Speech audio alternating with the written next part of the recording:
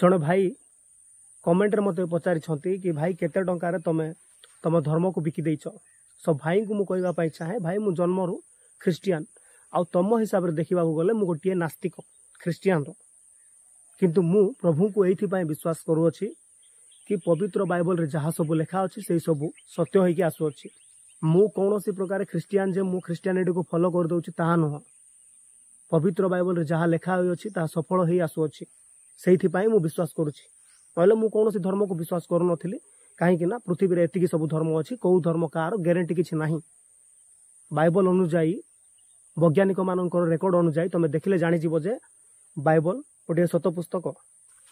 आउ भाई जदि मते ऑप्शन दिया जाई थांता कि तुम कौ धर्म को ग्रहण करिवो सुविधा अनुଯାयी ताहले मु ख्रीस्टियान धर्म को ही सर्वप्रथमे छाड़ थांती। पुणे ख्रीस्टियान धर्म रे लिखा अछि भाई तुम माननकु ताड़ना करा जीवो निंदा अपमान एई सब करा जीवो बोली। केवल सेतिकी नुह एहा मध्ये लिखा अछि कि गोटे एमिति समय आसीबो जो समय रे ख्रीस्टियान लोक माननकु किणा बिका करिवार सुविधा दिया जीवो नाही।